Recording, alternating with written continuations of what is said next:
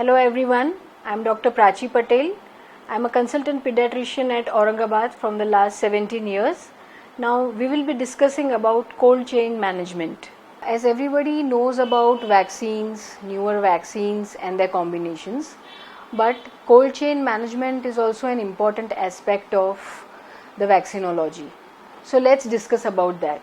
Cold chain is a system of transporting and storing vaccines at the recommended temperature from the point of manufacture to the point of use. Why is it important for us? Because vaccine potency and its immune response depends on the storage of vaccines at the recommended temperature.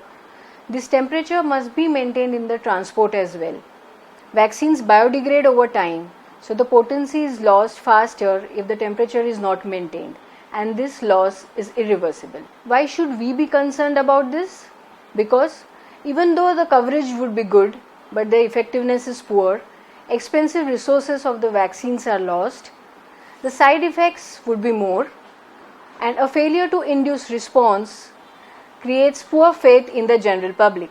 Now, as everybody knows, the temperature recommendations are 2 to 8 degrees, in the range of 2 to 8 degrees Celsius, but we have to aim for 5 degrees Celsius. Depending on their sensitivity, vaccines can also be classified as heat sensitive vaccines, light sensitive vaccines and freeze sensitive vaccines. Heat sensitive vaccines are in the order as given. BCG after reconstitution becomes very sensitive to heat. OPV, measles, DPT, BCG before reconstitution, DT, TT and Hib. Similarly, light sensitivity to vaccines. The vaccines are sensitive to strong light, ultraviolet light. For example, BCG, MMR, varicella, meningococcal C conjugate. To prevent this damage due to light, the vaccine should always be stored in their original packing until the point of use.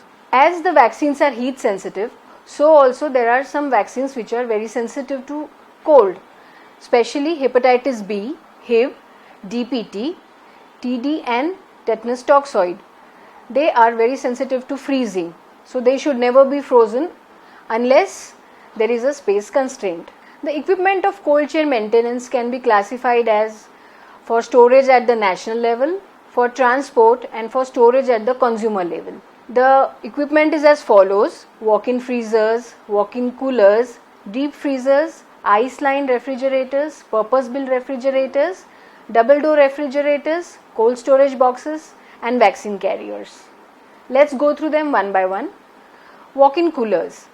For the storage of bulk quantity of vaccines at national level, we can store around 15 to 20 lakh doses and the temperature is 2 to 8 degrees Celsius. Whereas walk-in freezers are for storage of ice packs and OPV.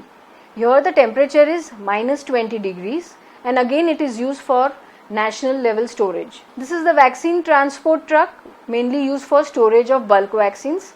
If the vaccines are in smaller quantity, we can use cold storage box or vaccine carriers. The deep freezers are mainly used for storage of ice packs, except OPV in certain cases if there is a space constraint. The holdover time is 18 hours at 43 degrees Celsius. How do we need to keep the ice packs in the deep freezer? The unfrozen ice packs are to be kept at the top and they are to be kept vertically with some space in between them and in a crisscross manner. Now comes the ice-lined refrigerator. This is the ideal refrigerator for vaccine storage. Here again the temperature is 2 to 8 degrees Celsius. The top opening of the lid helps to maintain the cold mass when we have opened the lid, and the lining of ice packs of water and tubes also helps in maintaining the cold mass. The vaccines need to be stored in a particular manner in the ILR. They need to be kept in small baskets which have been provided. There has to be some space in between the two baskets. The heat sensitive vaccines are kept at the bottom and the freeze sensitive vaccines are kept at the top. And there is a thermometer which is kept at the center of the ILR. This is a cold storage box mainly used for transport and for storage of small amount of vaccines. There are in two packages, 20 liters and 5 liters. 20 liters can store 6,000 doses and 5 liters can store 1,500 doses. This is a purpose-built refrigerator, an ideal refrigerator for an OPD. If it is not possible for a purpose-built refrigerator, we can use a double-door refrigerator. The vaccine carriers are one of the most important aspect for a cold chain transport. It is basically used for small quantities of transport and for field vaccination session. We never should store vaccines in the vaccine carrier. They have to be used only for transport. The capacity is of around 16 to 20 vials. The holdover time is 24 hours. They need to be lined by conditioned 4 ice packs. There should be no water or ice when we are transporting the vaccine, and the vaccine should be put in the original packing when we are transporting it. Now about the ice packs. They are used in cold boxes for storage or during the transport. They are basically plastic bottles filled with water and frozen. They are kept usually in deep freezers or in walk-in freezers. The water should be filled till the mark of the ice pack and not till the fullest capacity. The frozen ice pack temperature is around -20 degrees. But when we are using it for transport, we need to use conditioned ice packs, because frozen packs, if used directly, can damage the freeze sensitive vaccines. The temperature has to be brought to 0 degrees. For that, we need to keep it at room temperature for some time, say around half an hour or so. And if the temperature is higher, it will take lesser time. We have to see for a small amount of liquid water inside the ice pack, and the ice should be movable, which means that the ice pack is now conditioned and ready for use. Now another important aspect of cold chain management is monitoring.